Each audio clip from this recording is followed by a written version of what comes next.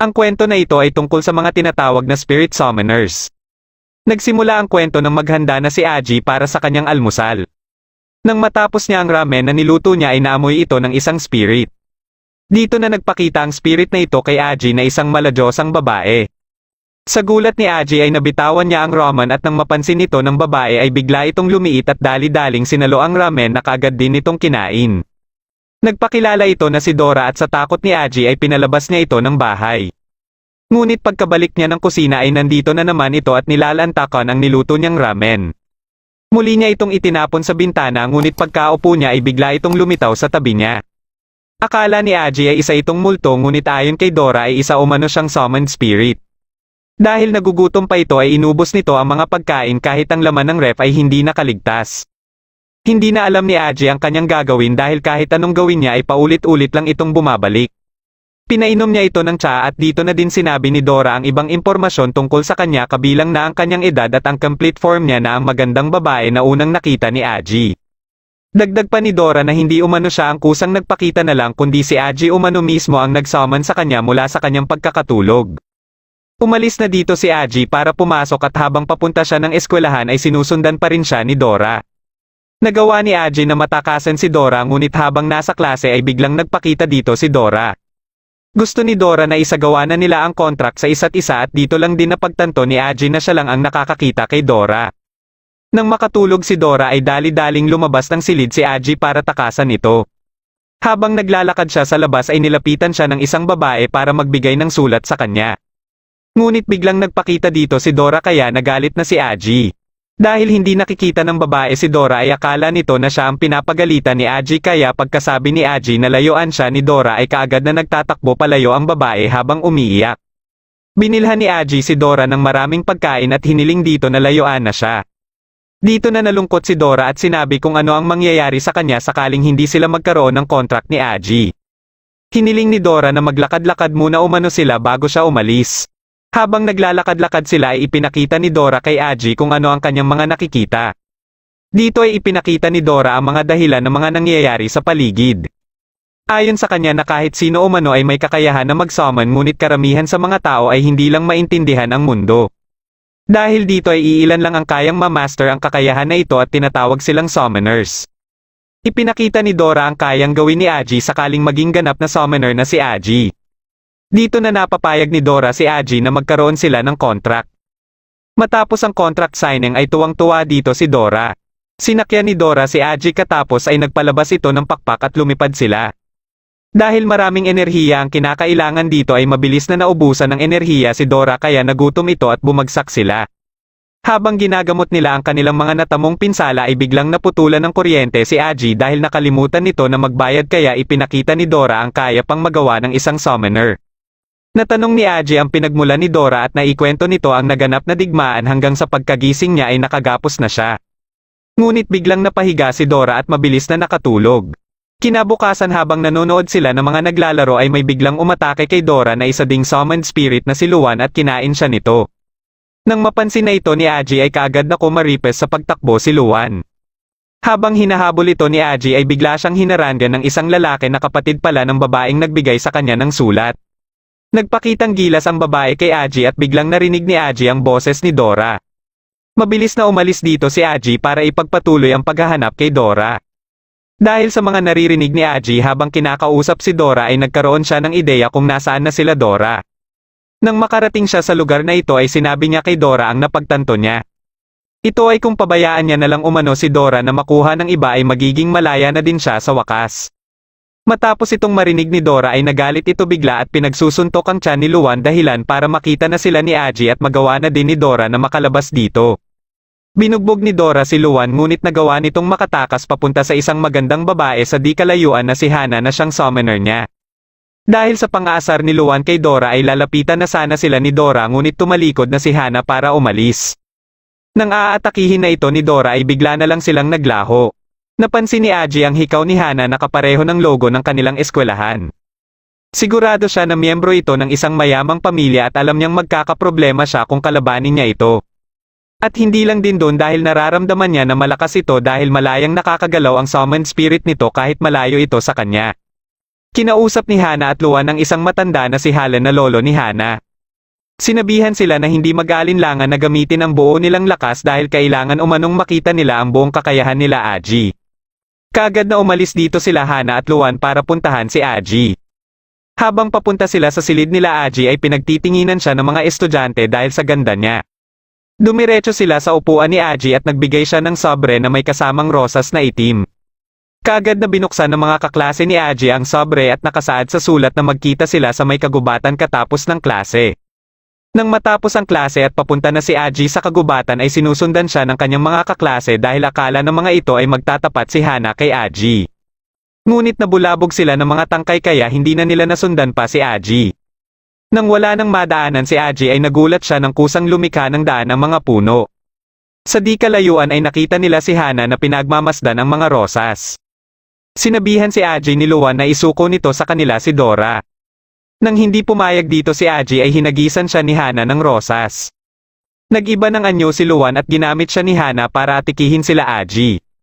Habang hinahanap ni Dora ang sandata nila ay patuloy na inaatake ni Hana si Aji. Inilabas ni Hana ang isang higanteng puno at inatake nito si Dora. Habang iniiwasan ni Dora ang higanteng puno ay bigla naman siyang nadakip ni Luan. Nang aatakihin na siya ng higanteng puno ay kaagad na tumakbo si Aji papunta sa kanya para iligtas siya. Akala nila ay patay na si Aji ngunit nagulat sila nang lumikha ito ng butas sa palad ng higanteng puno at lumabas dito sila Aji at Dora hawak-hawak na ang ancient knife. Muling umatake ang higanteng puno at tinapatan din ito nila Aji ng suntok. Nagawa nila Aji na madurag ang kamay ng puno ngunit umatake ito uli kaya napilitan silang lumipad. Si Aji naman ang umatake at nagawa niyang mapabagsak ito. Dahil sa hilig ni Aji sa pagluluto ay pakiramdam niya na madali lang sa kanya ang paghawak ng kahit anong kutsilyo. Biglang sinugod ni Dora si Hana ngunit pinigilan siya ni Aji. Ayaw umano ni Aji na maging mamamatay tao at isa pa ay hindi pa umano nilalabas nito ang totoo nitong lakas. Nang mapatanong si Dora kung paano ito nasabi ni Aji ay itinuro ni Aji ang maraming higanteng puno na nasa likuran ni Dora. Nang marinig nila na kumulo ang tiyan ni Hana ay inimbitahan sila ni Aji sa bahay nito. Habang kumakain sila ay sinabi ni Luan ang tungkol sa mabuti at masamang summoners at meron din umanong guardian at evil spirits. Matapos patahimikin ni Hana si Luan ay lumabas ito ng bahay kaya sinundan ito ni Aji. Dito na sinabi ni Hana ang kanyang pangalan kay Aji. Inamin ni Hana na matagal niya nang pinagmamatyagan si Aji at binigyan niya ulit si Aji ng itim na rosas. Biglang dumating dito sila Dora at tinukso nila ang dalawa katapos ay umalis na dito sila Hana. Habang nasa eskwelahan sila Aji ay biglang nagsulputan dito ang iba't ibang klase ng mga hayop. Kagad silang lumabas ng eskwelahan at nang makarating sila sa syudad ay nagkalat na din dito ang mga mababangis na hayop. Habang naglalakad dito ang parang taong pusa na babae na siyang may pakana ng pagpapakalat ng mga hayop ay kaagad siyang iniligtas ni Aji sa pag-aakalang sinusundan siya ng mga mababangis na hayop. Nakita ni Aji ang pusa na pinangalanan niyang Meow kaya binitbit niya ito ngunit kinamot siya nito at lumapit ito sa taong pusa. Nabanggit ng taong pusa ang pangalan ni Aji kaya nagtaka si Aji kung magkakilala ba sila. Nararamdaman ni Dora na hindi ordinaryo ang babaeng ito. Pinagmamasdan naman sila nila Hana mula sa tuktok ng isang gusali. Habang pababa sila ay inatake ni Luan ang kinaroroonan nila Aji. Nang makababa na sila ay mabilis na ginamit ni Hana ang mga tangkay para dakpin ang mga hayop. Inatake ng taong pusa si Hana at dito na nagsimula ang kanilang laban. Gamit ang lotigong rosas ni Hana ay nagawa niyang madakip ang taong pusa at inihagis ito sa isang gusali. Muling sumugod ang taong pusa at ginamit ang eagle's eyes nito dahilan para madali niyang maiwasan ang mga atake ni Hana. Ginamit din nito ang bilis ng panther at nang makakita siya ng pagkakataon ay inatake na niya si Hana gamit ang lakas ng oso ngunit naiwasan ito ni Hana. Habang sila Aji at Dora naman ay nasa gilid lang at pinapanood ang labanan ng dalawa. Inihagis ng oso kay Hana ang biak na kalsada na nagawa din itong masangga ni Hana. Dito na pinalabas ni Hana ang higanteng puno at nilabanan nito ang oso. Para mas mapalakas pa ang higanteng puno ay pinasanib ni Hana si Luan dito at naglabas ito ng dagdag na mga kamay na siyang umaatake sa oso. Nang masapul nila ito sa muka ay niyakap nila ito ng mahigpit dahilan ng pagkatalo ng oso. Ngunit ang mga nagkalat na bahagi mula sa oso ay naging mga lobo naman.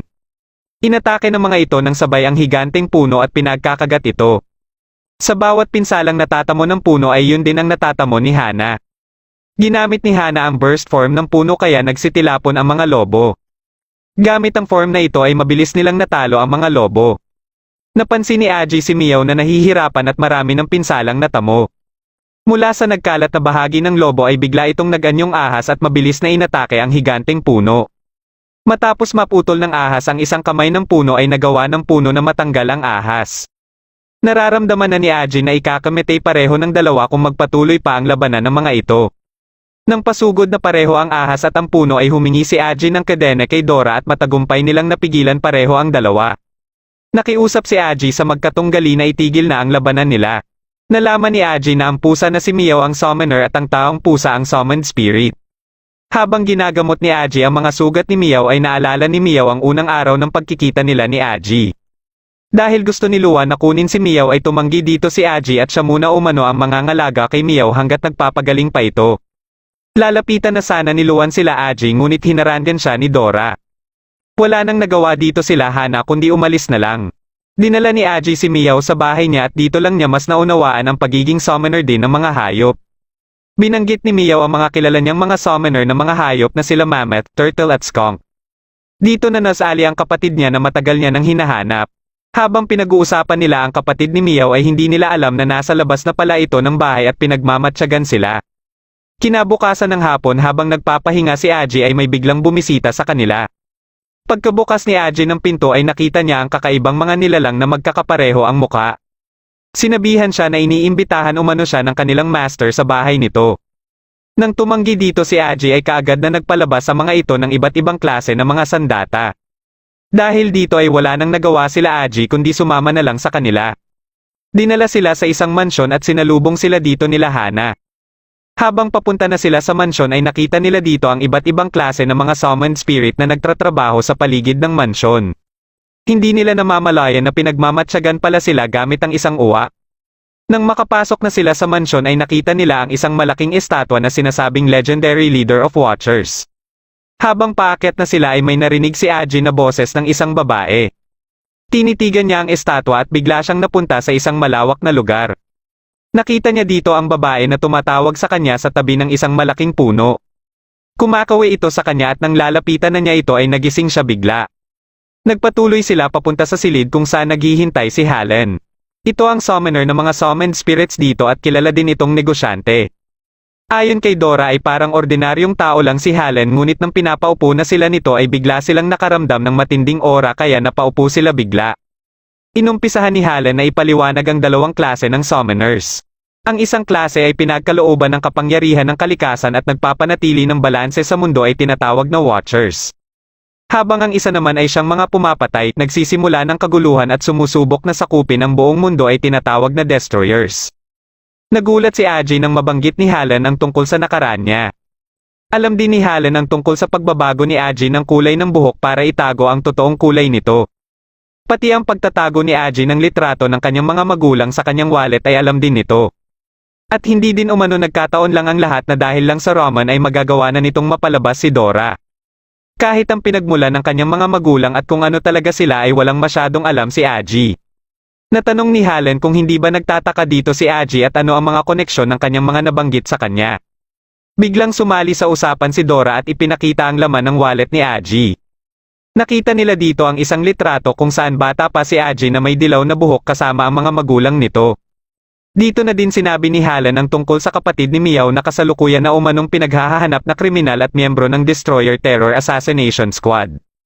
Sa dami ng nalalaman ni Halen at sa mga sinabi nito ay natulala na lang sila Aji.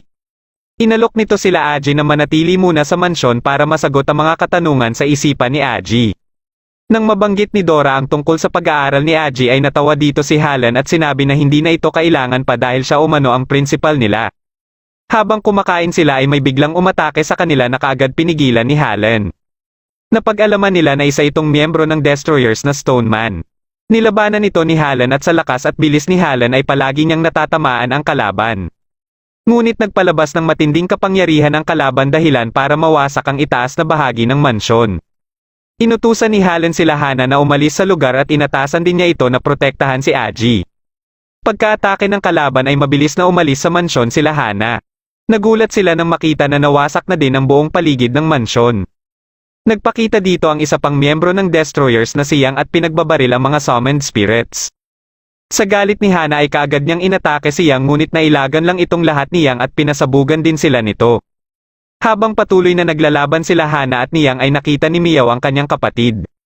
Inatake ng mga bantay ng mansyon ang kanyang kapatid ngunit mabilis lang nitong natalo ang mga ito at kahit ang chef din ng mansyon. Nag-transform bilang taong pusa si Miao ngunit inatake din siya ng kanyang kapatid. Nang makita ito ni Aji ay kaagad niyang inatake ang kapatid ni Miao ngunit may isa pa palang kalaban dito na si Menyang. Bago pa niya matamaan ang kapatid ni Miao ay nagulat siya nang mapunta siya sa ibang lugar at naging bata ang anyo niya.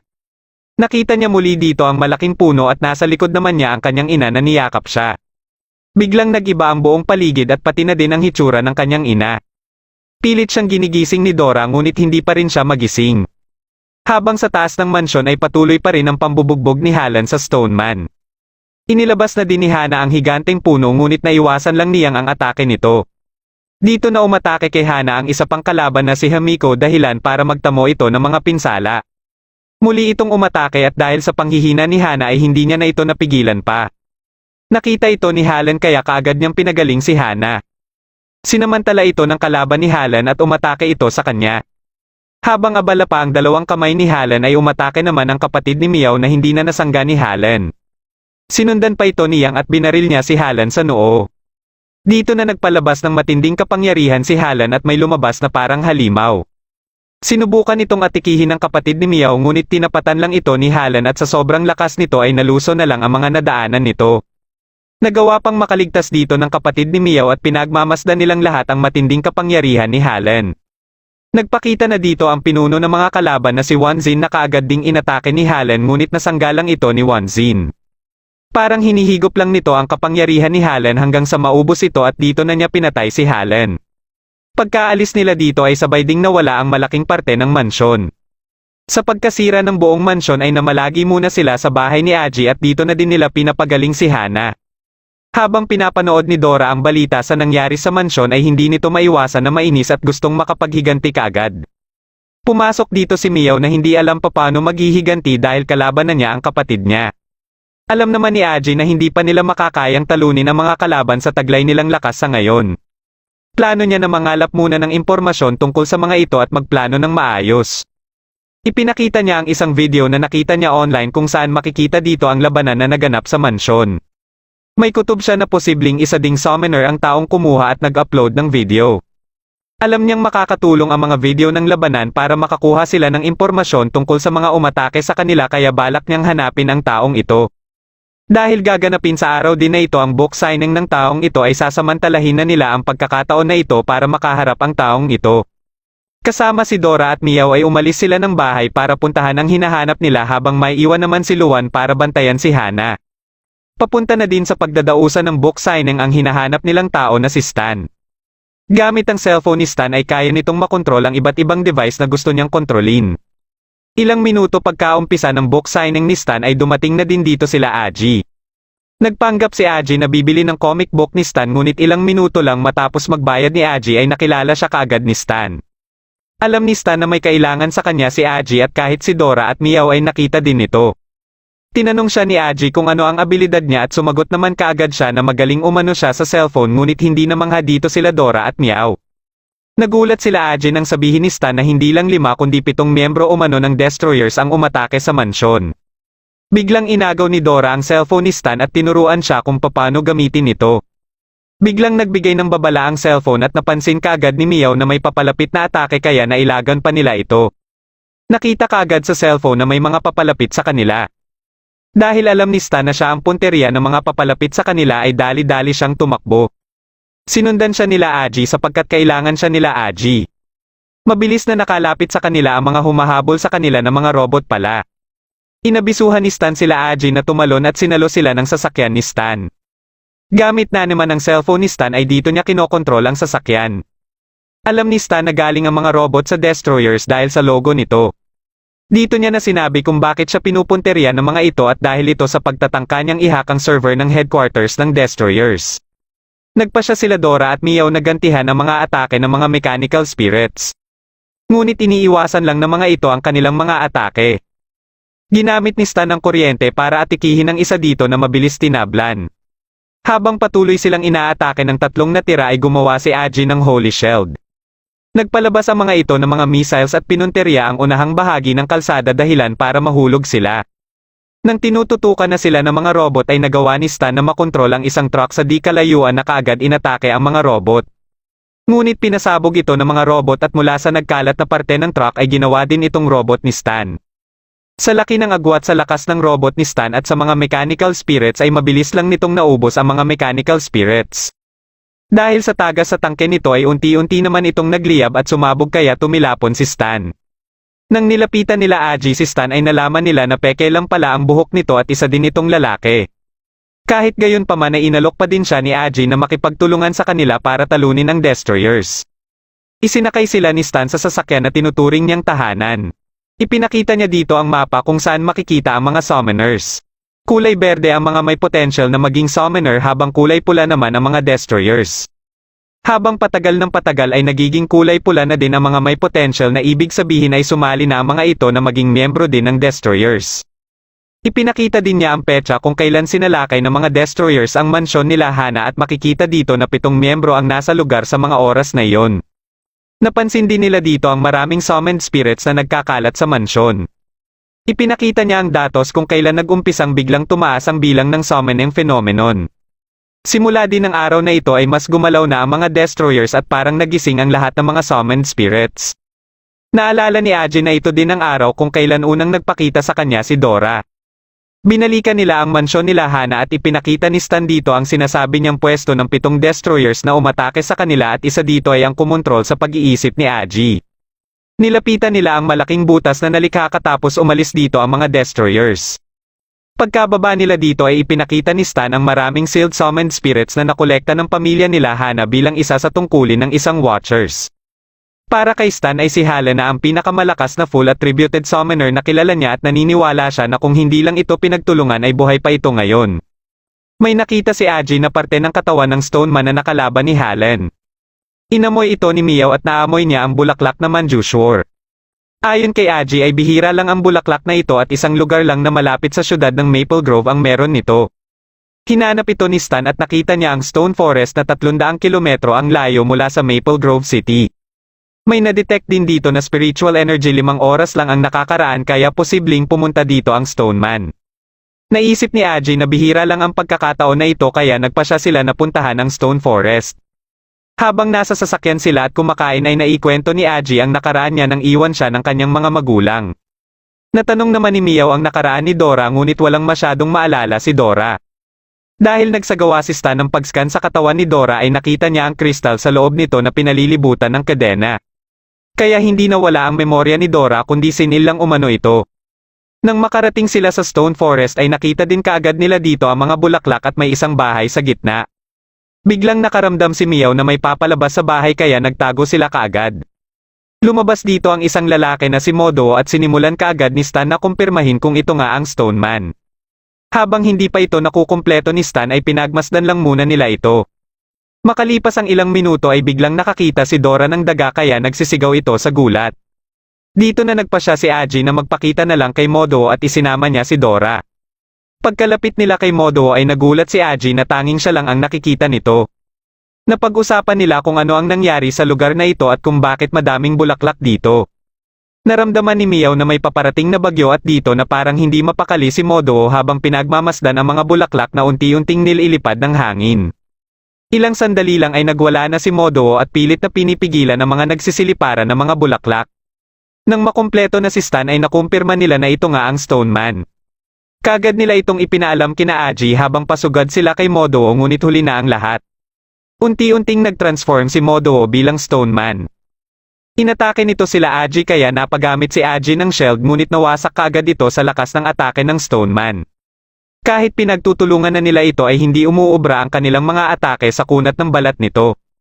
Bumalik si Dora sa complete form nito at nakiusap siya kina Stan na bigyan sila ni Aji ng oras habang inilalabas nila ang sandata na gagamitin ni Aji. Si Miao muna ang nakipaglaban sa Stone Man ngunit nang mahawakan siya nito ay dito na natalo si Miao. Nagpa siya na si Stan na kalabanin na din ang Stone Man at binigyan sila Aji ng 3 minuto. Paulit-ulit siyang inatake ng Stone Man ngunit hindi siya nito matamaan. Sa inis ng Stoneman ay nagwala ito at nagpalabas ng matinding kapangyarihan. Pagkatilapon ni Stan ay sinalo siya ni Aji at kaagad na nagpalabas si Aji ng shield. Mula sa nabiyak na mga lupa ay nagsilabasan ang mga buto ng tao.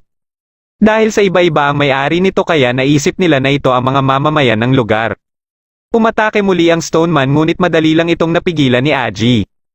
Nararamdaman na ni Aji ang matinding kapangyarihan sa loob ng kanyang katawan. Nagkaroon si Aji ng sibat at kaagad na sumugod sa kalaban. Nagawa niyang mabasag kaagad ang makunat na pangdepensa nito. Sunod ay ginamit naman niya ang espada na dumurog din sa bato na nakabalot dito. Gamit ang kutsilyo ay pinunteriya ni Aji ang core nito at gamit ang maso ay nagawa ni Aji na mabalik sa pagiging tao si Moduo.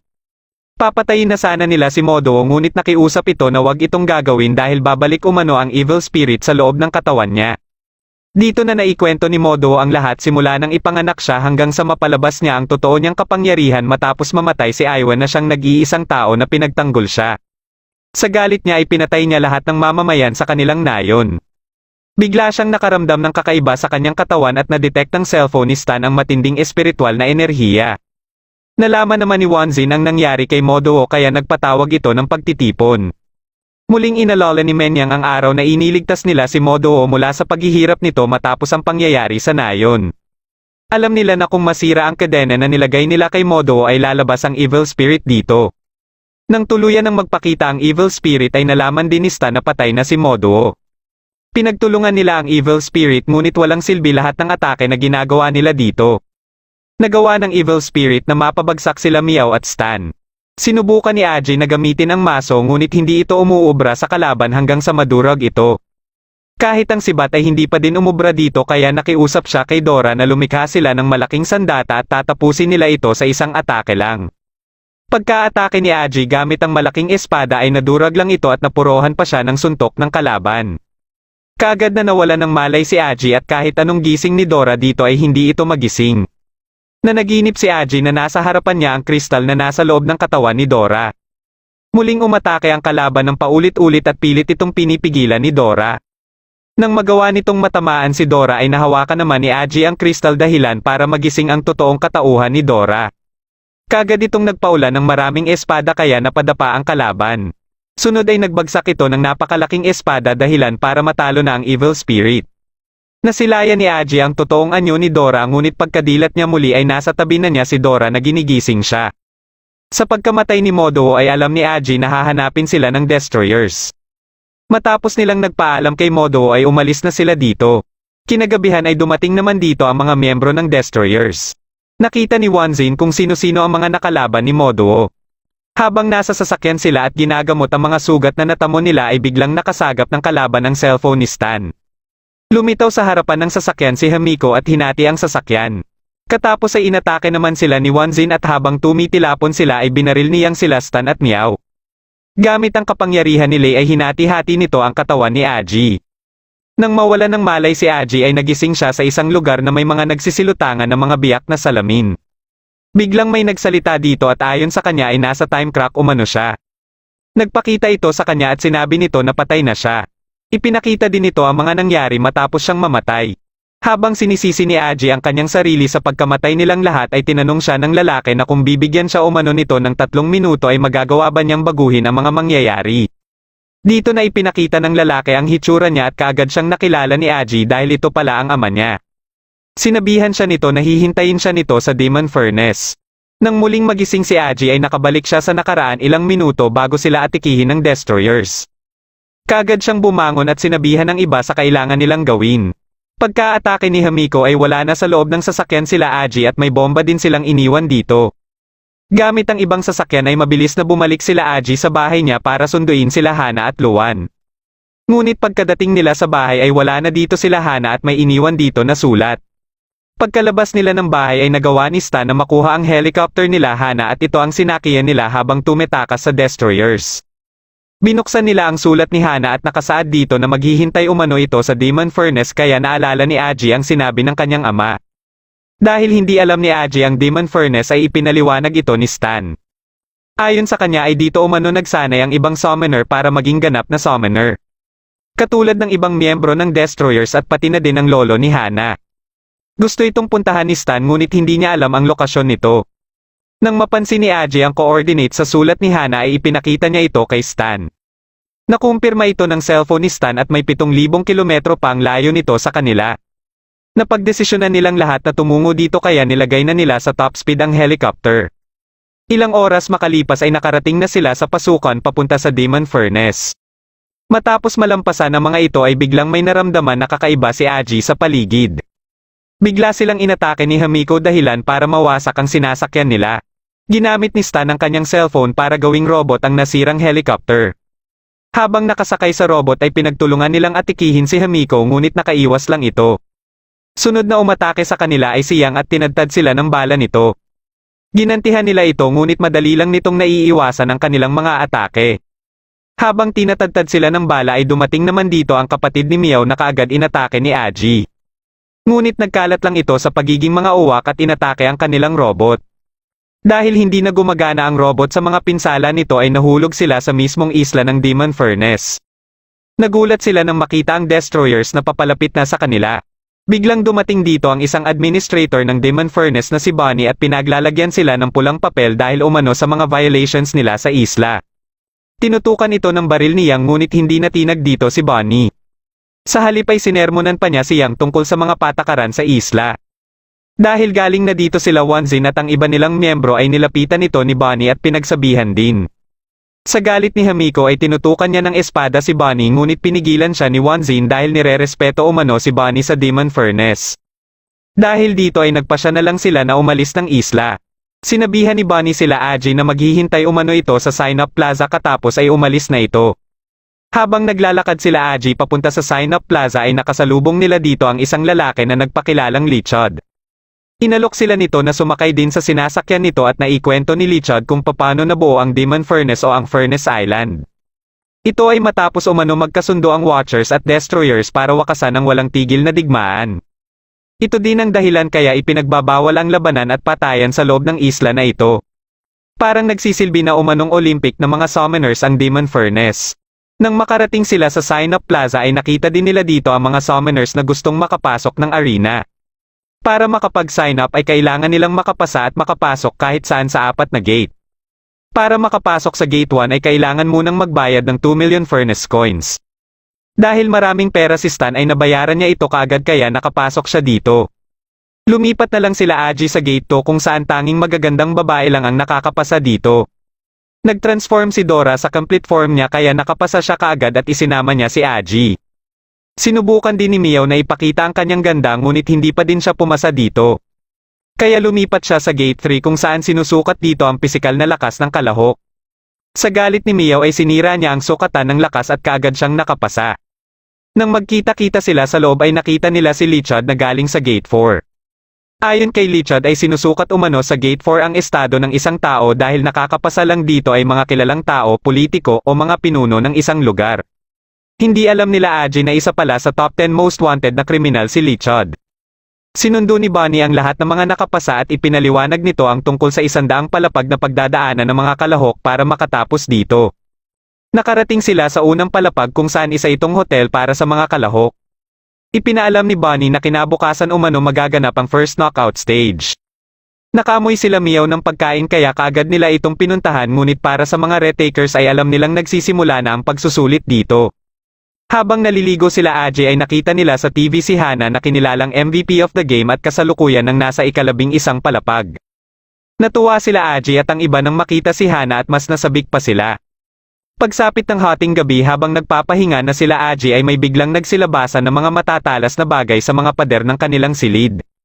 Unti-unti ding gumalaw ang mga pader papalapit sa kanila kaya susubukan sana nilang lumabas ngunit hindi mabuksan ni Aji ang pinto. Tiningnan ni Dora ang bintana ngunit may mga harang din ito. Sinubukan ni Dora na gamitin lahat ng klase na sandata niya ngunit hindi ito umuubra sa pinto. Nakaisip ng paraan si Aji at pinalikha niya ng susi si Dora. Nang makalabas sila ng silid ay pinuntahan nila ang silid ni Miao at may unti-unting lumabas dito na ipis. Ito pala ay si Miao na nag-anyong ipis para makalabas ng silid. Isa-isa na ding nagsilabasan ang iba pang mga kalahok sa kani-kanilang silid gamit ang kanya-kanyang kapangyarihan. Naalala nila si Stan kaya kaagad nilang pinuntahan ang silid nito. Nakita nila na may dugo na sa labas ng pinto nito ngunit biglang lumabas si Stan mula sa ventilation duct.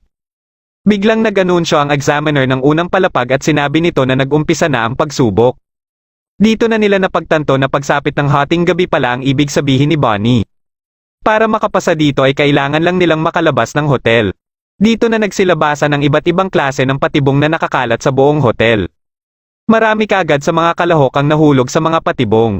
Nang makarating sila Aji sa isang pinto ay may nabasa silang mga nakasulat dito.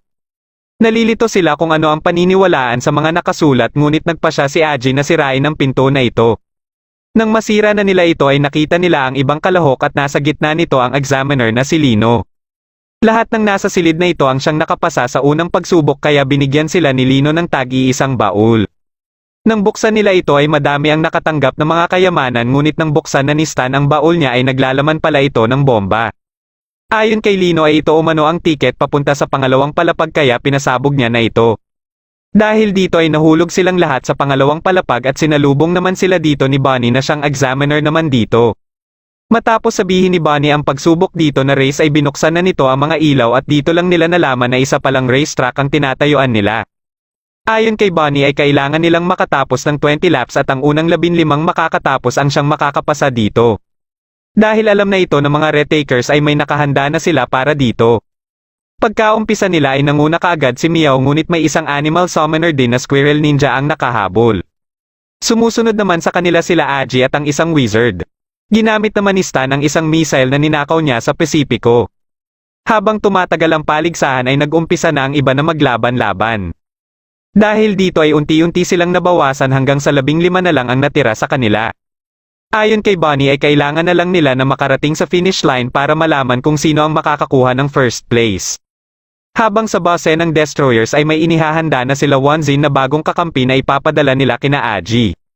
Matapos ang duelo nila Yang at Hamiko ay ipinakita ni Lei ang TV na nanakaw nito nung magpunta umano siya sa Furnace Island.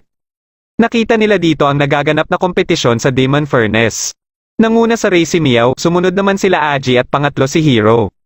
Sa pagsubok sa pangatlong palapag ay labanan naman sa paghahanda ng pagkain kaya nakalamang dito si Aji.